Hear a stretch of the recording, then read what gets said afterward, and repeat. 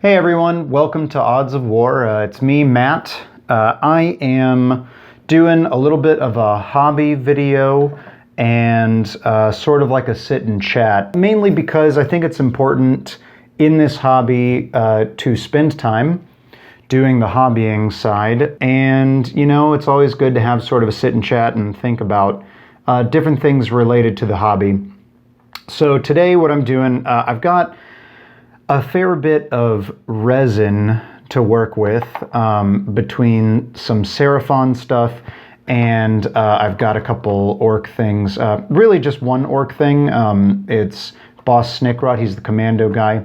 For the Seraphon, I have some chameleon skinks, which I finished up, and I'm working on Lord Croak, and I've got a Saurus Astrolith bearer. So basically what I'm doing here is just I'm clipping them out and I'm cleaning up the resin. Then I'll have to take them and wash them off to get the releasing agent off before I glue them, otherwise the glue won't stick. And then what are we talking about today? You know, today's sort of just a test case, see how I feel about doing these. I actually think they're really cool, this sort of like hobby video and sit and chat. We took a bit of a hiatus from this, and that was because I felt like I couldn't get really enough hobby time in and doing the channel at the same time. So what are we really going to be talking about? Nothing too deep right now. Really just sort of plans for the channel. If this type of video is popular, if people like it, we'll see more of those. I'll be doing a couple more, you know, just sort of testing the waters, see how people feel about it. Of course, with everything, leave your comments below, let us know. Maybe if you like it, hit the like button. If you don't like it, dare I say, hit the dislike button. Or, you know, leave a comment as to why you didn't like it. What other things are we going to do? Well, we're going to start kicking back into Kill Team battle reports. We got a really good reception off of those before we stopped. And people really seem to like them. So we're gonna work on those a bit more. I now have a fully fleshed out Genestealer Cult kill team.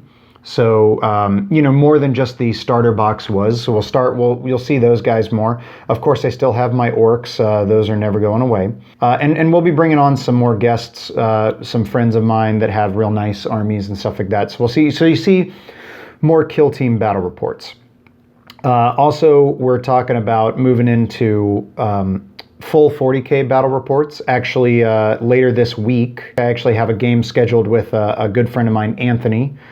He's going to work with me on doing our first full 40K battle report. We're just going to start off with 1,500 points because we're not really sure how long the filming process is going to be for a full 40K battle report. So we don't want to overload ourselves with too high of a points game to start off with. So we're going to be doing a 1,500 point battle report, and if that goes well and it's received well, then you can expect to see more of those coming down the pipe as well. What else? Obviously I'm working on Seraphon here, so we have Age of Sigmar armies. Carly has a Sylvaneth. I have Seraphon, and now she likes Age of Sigmar much more than full 40K.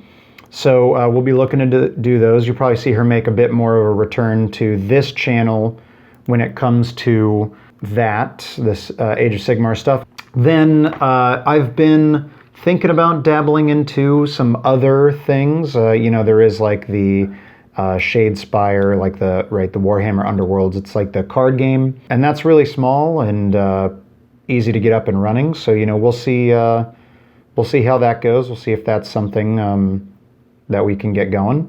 Tutorials, if people want them. Obviously, I play orcs, so that's a ton of conversions and kit bashing. That's all involved in that. So if people are interested in tutorials of how to kit bash or make new things, I mean, we can always do that. That's pretty much it. That's the plans for the channel, for what you can expect to see in the coming months to the coming year. And we're going to try to stick to minimum one video a week. So that's pretty much it. That's the real sort of first test of the sit and chat. If you guys liked this, let me know. Let me know in the comments. Talk to me down there. Hit the like button, all that good stuff. Also, I have a little bit of a list of different topics to talk about, ranging from gameplay topics like strategies, things like that, to sort of more esoteric topics like, fair play and what I like to call good faith gaming. So we'll be talking about that sort of stuff. But if you want to talk about something specific, see a video about something specific, whether it's gaming related, whether it's hobby related, whatever you want to see, let us know in the comments. Then we'll do that. We'll explore that and we'll go from there. If you've never worked with resin, just really quick to talk about the hobby aspect of what I'm doing. If you've never worked with resin, it's really kind of a hassle to work with. Mainly because you have to take an extra step in your process of preparing your items. So GW plastic and a lot of other plastic models, they're just ready to go right out of the box. You clip them off the sprue, you clean it up, and you're good to glue and prime and all that. Resin, however, has a special release agent on it that really messes with that. It means that paint won't stick to it. It means that glue won't stick to it. So it's really quite a hassle. It's also very soft, much softer than plastic. So what you have to do, if you've noticed, instead of going straight to clipping at the model, I've been clipping outside here first. I'm starting now. I just finished cleaning up the Astrolith Bearer. I had finished Lord Croak a bit ago and the Skinks as well. I'm starting on Boss Snickrot now. It's very soft, and so it breaks and bends very easily. So what you want to do, instead of going directly to the model and clipping as close as possible, what you want to do is you want to clip further away from the model to start off with, so that you don't risk bending or breaking any parts of the model itself.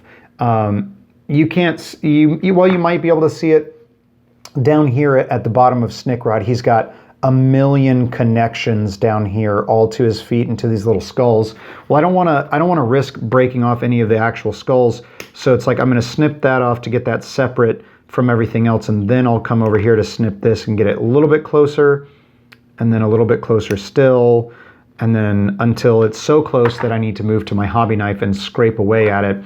That way, making sure everything doesn't break in the process, because resin, it's a weird situation where it's sort of both soft and brittle at the same time.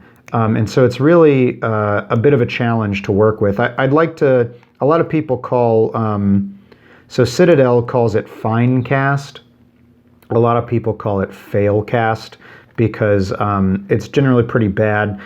You can't quite see it on, actually my Snickrot here is pretty good, but like the Lord Croak here, his head, he's got some bubbling that while it is bone, it's definitely not meant to be there, and you can tell. So you have an extra step, because first off, after you've clipped it out, you want to take just like warm soapy water and just kind of scrub it a little bit to get any leftover release agent off. And that's an extra step, but you can't get it too warm, otherwise you'll melt the plastic, or excuse me, the resin. You'll melt the resin and it'll deform and shape weird, and that's its own headache. And then if you want to be really like a stickler for perfection, you actually need to go back and fill in any pockets or bubbling. Like I said, on Lord Croak has got a few with green stuff or a filler, and then smooth that out, which is its own hassle, but they have some models in resin that you can't get any other way, so it's always something good to know how to work with. So I've actually been putting it off. I've been procrastinating a good deal on it because it is these extra steps. But I went ahead, powered through. I thought I'd make a video with it because obviously I was going to be working on it for a while, and you know, I thought it might be nice to chat with you guys while I'm doing it.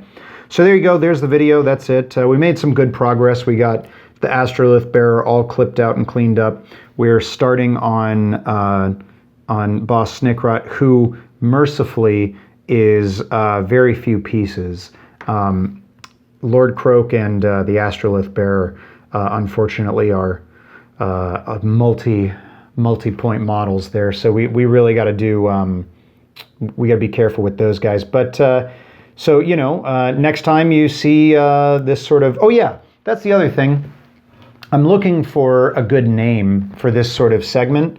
So if you have any name suggestions, you just hit me up. Let me know in the comments. And if I like what you guys suggesting it, you know, we'll start calling this segment that. So there you go, guys. Thank you so much for watching. Like I said, if you liked this, let us know. If you didn't like it, if it's not up your alley, let us know too. So that way we know what we can do to get better and improve. And we'll see you on the next one, on the next Warhammer Wednesday. Like I said, after this, you'll be seeing some battle reports up on the channel very soon. All right, we'll see you later. Bye.